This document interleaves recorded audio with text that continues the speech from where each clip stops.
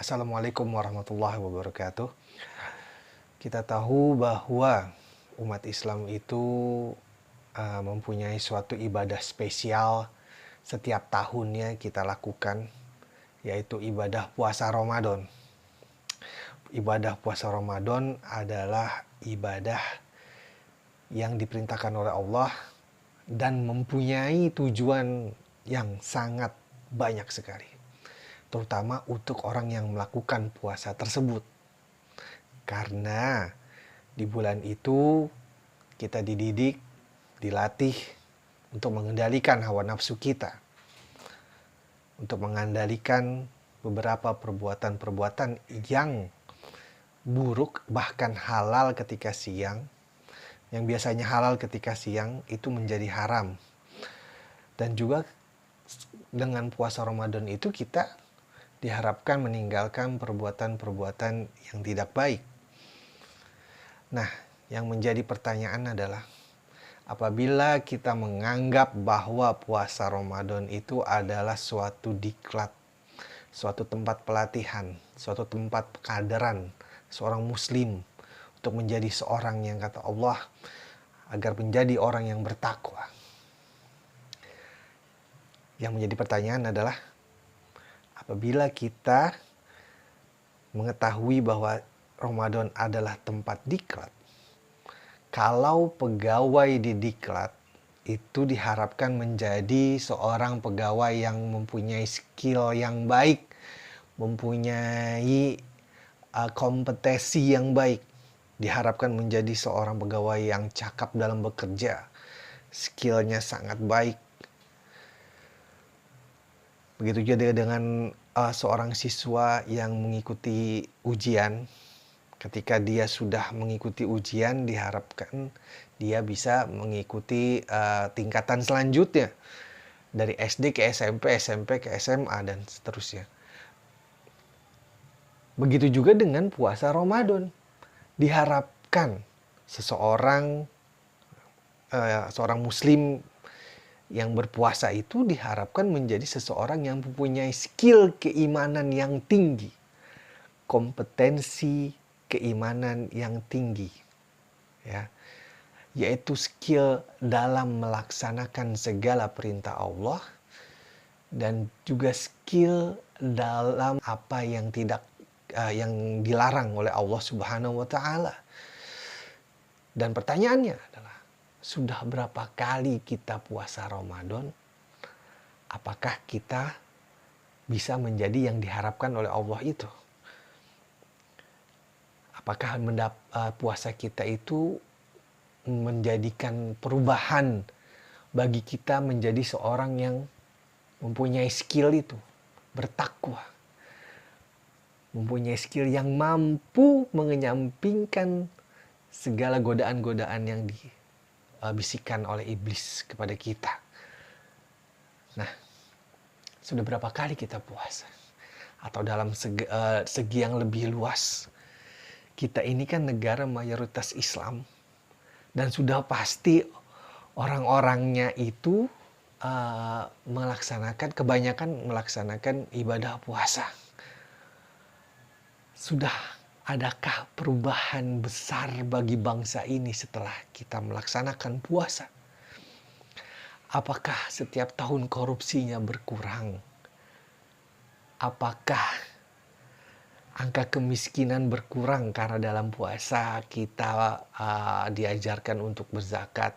Karena dalam puasa kita diajarkan untuk kita merasakan bagaimana kepedihan orang-orang yang tidak mampu, yang makan hanya mungkin sekali saja atau bahkan sekalipun tidak bisa makan. Lalu kan kita mempunyai jiwa sosial yang tinggi atas perasaan tersebut. Apakah angka kemiskinan berkurang? Apakah tingkat kesehatan orang-orang yang melaksanakan puasa itu semakin membaik? Karena ketika puasa kita diajarkan untuk mengontrol makanan kita, nafsu makan kita. Apakah ada perubahan? Sudah berapa kali kita melakukan, umat Islam ini melakukan puasa? Nah, ini yang menjadi pertanyaan. Sekali lagi, bukan ajarannya yang buruk, ajaran ini sangatlah baik. Tetapi lihat bagaimana orang-orang Islam, orang-orang Muslim itu, termasuk saya juga, kita semua ini sebagai negara yang mayoritas pemeluk agama Islam terbesar, mungkin sekarang menjadi nomor 2 terbesar ya. Yang dulu kita sebagai nomor 1.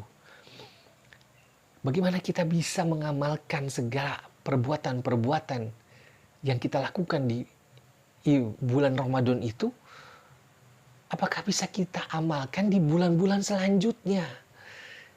Jadi yang menjadi cerminan bagaimana kita, apakah puasa kita berhasil atau tidak, itu adalah bagaimana kita mengamalkan apa-apa yang sudah kita lakukan di bulan Ramadan itu ke bulan-bulan selanjutnya.